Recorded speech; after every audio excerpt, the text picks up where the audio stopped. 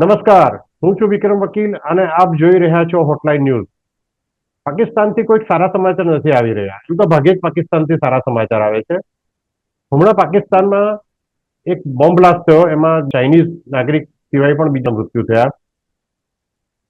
એ ઉપરાંત ઇમરાન ખાનની પક્ષના નેતાઓ સામે કેસીસ દાખલ થયા. બીજા ઇમરાન ખાન સામે પણ બીજા નવા કેસીસ દાખલ થયા અને એનો વિરોધ પાકિસ્તાનમાં હવે ધીમે ધીમે વધી રહ્યો છે. કેટલાક વિશ્લેષકોના કહેવા પ્રમાણે તો પાકિસ્તાનમાં ટૂંક સમયમાં ગૃહ યુદ્ધ શરૂ થાય, એટલે કે સિવિલ વોર શરૂ થાય એવા પણ એંધાણ છે. આ બાબતે આપણી સાથે આજે ચર્ચા કરવા માટે જોડાયા છે જાણીતા પત્રકાર અને વિશ્લેષક હિમાંશુભાઈ ભટ્ટ. હિમાંશુભાઈ, સ્વાગત છે તમારું. હિમાંશુભાઈ, પાકિસ્તાનમાં શું નવા જૂની ચાલી રહી છે આજકાલ? જયશંકર જયારે જઈ રહ્યા છે 15-16 તારીખે, અને ત્યાર પહેલા જેવા સમાચાર આવવાના ચાલુ થયા કે પાકિસ્તાનમાં કંઈક નવા જૂની થવાની છે. નવા જૂની બહુ મોટી નવા જૂની થવાની છે સાહેબ. પાકિસ્તાનનું બાલ્કનાઇઝેશન થવાનું છે. લોકોને લાગશે કે કદાચ વાર્તા કરીને, પણ વાર્તા નથી. આ દર્શક મિત્રો, હમણાં 48 કલાક પહેલાનો એક સુસાઇડ બોમ્બ બ્લાસ્ટ, જેની જવાબદારી મજીદ બ્રિગેડે સ્વીકારી છે. મજીદ બ્રિગેડ એ બલુચિસ્તાનમાં કામ કરતી, બલુચિસ્તાનના સ્વતંત્રતા માટે કામ કરતી સેના છે. એને એ મજીદ બ્રિગેડના યુવકે જ્યાં આગળ ચાઇનીઝ કોન્વોય જતો હતો ત્યાં જઈને પોતાની જાતને બ્લાસ્ટ કરી દીધી. ઓફિશિયલ રિપોર્ટ ચાઇનીઝ એમ્બેસીનો એમ કે છે કે 2 મરી ગયા છે, 7 ઇન્જર્ડ છે. પણ જે રિપોર્ટ અમારી પાસે આવી રહ્યા છે નેશનલ મીડિયામાં, એ સીધું બતાવે છે કે 7 ચાઇનીઝ મરી ગયા છે અને બીજા 19 જણા ભયંકર રીતે ઘાયલ છે. આ એક દહેશત છે.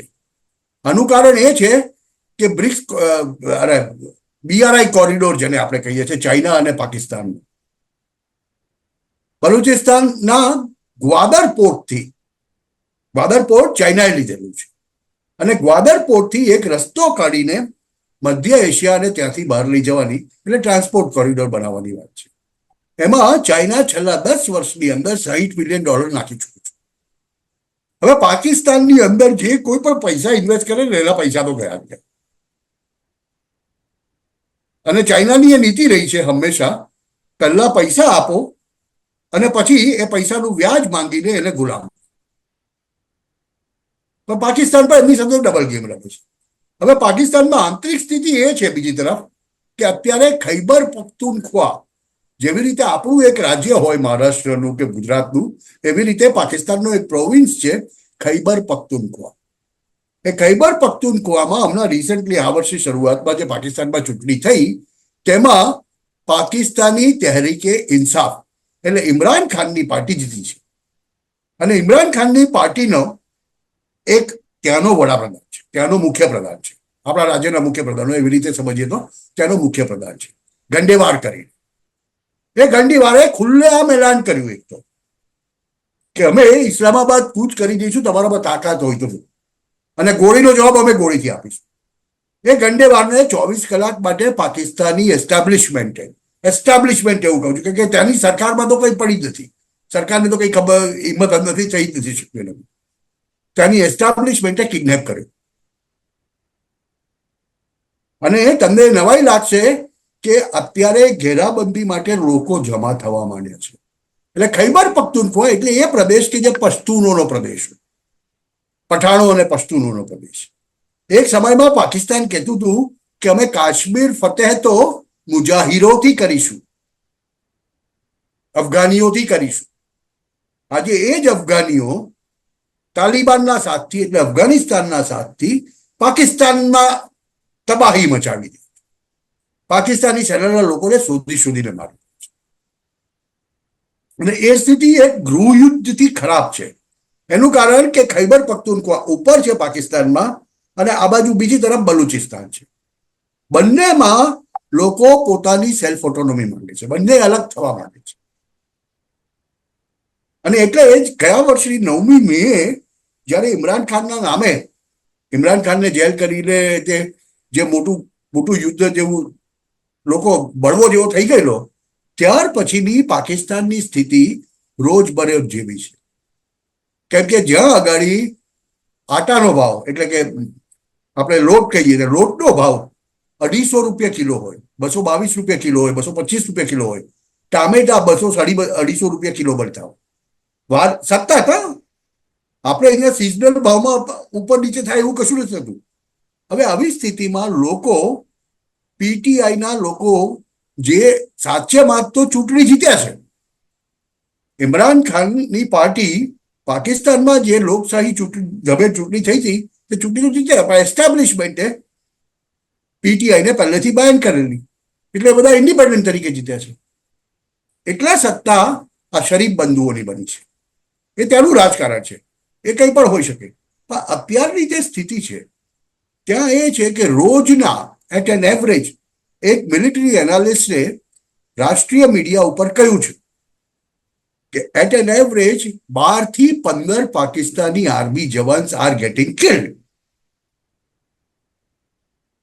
હવે આવામાં એસસીઓની યજમાની પાકિસ્તાન પાસે છે 15-16. તમે જે જયશંકર વાળી વાત કરી, પાકિસ્તાન તો ખુશ છે કે જયશંકર ભારત આવશે, જયશંકર ભારત આવશે. ભારત અને પાકિસ્તાન વચ્ચે ટ્રેડ, કઈ રીતે ભારત પાકિસ્તાન વચ્ચે ટ્રેડ ચાલુ થાય તો ભૂલી જાઓ તમે. જયશંકરે કહી દીધું કે હું કઈ બાયલેટરલ એટલે દ્વિપક્ષીય વાર્તાલાપ માટે નથી આવતો. હું તો આ બહુપક્ષીય ફોરમ છે તેમાં હાજરી આપવા આવું છું, કે એમાં ચીન, ઈરાન, રશિયા, ભારત બધાના પ્રતિનિધિઓ છે. એટલે જયશંકર તો એક સવારે જશે અને રાતના પાછા આવી જશે, એવું જ કંઈક બનવાનું છે. હવે આવી સ્થિતિમાં તમે વિચાર કરો, ઇસ્લામાબાદમાં આ પરિષદ થતી હોય અને ઇસ્લામાબાદનો ઘેરો 10-12 લાખ લોકો. હવે પાકિસ્તાની મીડિયાની આદત છે કે બહુ બઢાવી ચડાવીને કહેતું છે સોશિયલ મીડિયામાં. 10-12 લાખ નહીં તો પણ એનાથી અડધા લોકો પણ જો ઇસ્લામાબાદનો ઘેરો નાખીને બેસે તો પાકિસ્તાનમાં શું થાય? અને જે આ ચાઇનીઝ મિકેનિક્સ હતા બધા, હમણાં જ થયું છે, એવી એકાદ ઘટના કોઈ પણ વિદેશી પ્રતિનિધિ મંડળ સાથે બની જાય તો પાકિસ્તાનની હાલત શું થાય? આમાં બળતામાં ઘી ઉભ્યું છે મંજૂર પશ્તીને. હવે આ મંજૂર પશ્તીન એટલે જેને આપણે સરહદના ગાંધી તરીકે ખાન અબ્દુલ ગફાર ખાન કહીએ છીએ ને, તરીકે ઓળખીએ છીએ. ખાન અબ્દુલ ગફાર ખાનના દીકરા છે. એ હંમેશા અહિંસામાં માને છે. અત્યાર સુધી મંજૂર પશ્તીન હિંસાનો માર્ગ નથી લીધો. મંજૂર પશ્તીને સતત અસહકારની ચળવળ ચલાવી છે. પણ એણે હવે આ 22મી તારીખે પાકિસ્તાનની અંદર એક જલસો બોલાવ્યો છે, સભા બોલાવી છે, અને ત્યાં એવી વકી છે કે મંજૂર પશ્તીન પહેલી વાર હથિયાર ઉપાડશે. એટલે ખૈબર પખ્તુનખ્વા એક તરફ ઉપરથી જુદું પડી જાય, બીજી બાજુથી બલુચિસ્તાન જુદું પડી જાય, એવી સ્થિતિ પાકિસ્તાનમાં નિર્માણ થઈ ગઈ છે. પાકિસ્તાન ઓરિજિનલ પાસે ખાલી પંજાબ અને સિંધ, અને આ સ્થિતિની અંદર પાકિસ્તાનમાં સિવિલ વોર જેવી સ્થિતિ ઊભી થઈ જાય તો કોઈ જ નવાઈ નહીં. લોકો તો એમ કે છે 2026ની શરૂઆત પહેલા પાકિસ્તાન એના વર્તમાન રૂપમાં અસ્તિત્વમાં નહીં હોય. એટલે એમાંથી બાલ્કનાઇઝેશન એટલે એની સીધી વાત છે કે એક રાષ્ટ્રના તૂટીને 2-4 નાના રાષ્ટ્રો બને. અને એનું બીજું એક કારણ એ છે કે બલુચિસ્તાનનો ભાગ યુએસને જોઈએ છે. યુએસને જો સીધી નજર ઈરાન ઉપર રાખવી હોય આજની વર્તમાન રાજકીય પરિસ્થિતિઓમાં, તો બલુચિસ્તાનમાં એરબેઝ હોવા તેના બહુ જરૂરી છે. આ બાજુ ચાઇના બલુચિસ્તાનના ગ્વાદરનો કબજો નથી છોડવા માંગતું. અમેરિકા ચાઇનાને ત્યાંથી ભગાવી દેવા માંગે છે એ લોકોના બીઆરઆઈ ઇનિશિયેટિવને સંપૂર્ણપણે. એટલે વૈશ્વિક રાજનીતિનું કુરુક્ષેત્ર હવે પાકિસ્તાન બનવાનું છે અને પાકિસ્તાનનો પ્રદેશ બનવાનો છે. આને કારણે પાકિસ્તાની પ્રજા ચારે તરફથી ભીસાવાની છે, કેમ કે આજે બી પાકિસ્તાની રૂપિયો એટલો બધો વીક છે, 286 રૂપિયે $1 છે.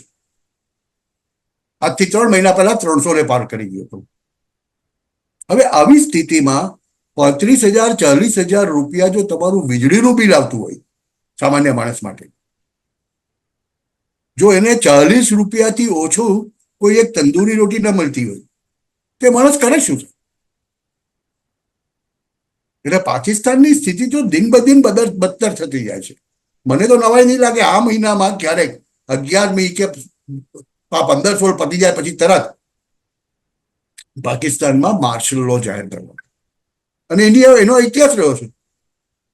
જી, 30, હિમાંશુભાઈ, 70, હવે આપણે એક બીજો એક નાની ચર્ચા એક મુદ્દા પર કરી રહ્યા પાકિસ્તાન બાબતની. ઇમરાન ખાન ઘણા મહિનાઓથી જેલમાં છે, તો ઇમરાન ખાનનું રાજકીય ભવિષ્ય તમને શું લાગે છે? એની પાર્ટી ભલે હજુ શક્તિશાળી રહી હોય, પીટીઆઈ, ઇમરાન ખાન અંદર છે, છતાં બી બહાર એમના સક્રિય મેમ્બરો ઘણા છે. જેમ કે તમે કહ્યું કે ઘણો વિરોધ કરી રહ્યા છે બધા, પણ નેતા વગર એ લોકો પણ કેટલા વખત વિરોધ કરી શકશે? અને ઇમરાન ખાનનો ઓલ્ટરનેટિવ શું છે? કોઈ પાકિસ્તાન પાસે છે કે પછી લશ્કર છેલ્લે ફાઇનલી રૂલ કરશે? સાહેબ, ઇમરાન ખાનનો સીધો કોમ્પિટિટર અત્યારે શાહબાજ કે નવાઝ શરીફ નહીં, પાકિસ્તાનના લશ્કરી વડા આસિમ મુનીર છે. એટલે જ મેં કહ્યું કે મને નવાઈ નહીં લાગે પાકિસ્તાનની અંદર માર્શલ લો આવી છે. આસિમ મુનીર અત્યારે તો ઇમરાન ખાનને જેલમાં બેસાડીને જીવતા રાખ્યા છે, એને અમુક સગવડો આપેલી છે, અને ઇમરાન ખાન ત્યાં બેસીને ઘણી બધી વસ્તુઓ કંટ્રોલ કરતો હોય છે. પણ અહીંયા આસિમ મુનીરના હાથમાં બી કશું નથી. મેં તમને કહ્યું નથી કે પાકિસ્તાન એક એવી જગ્યા છે જેને આપણે આપણી રેગ્યુલર ભાષામાં હીરામંડી કહી શકીએ.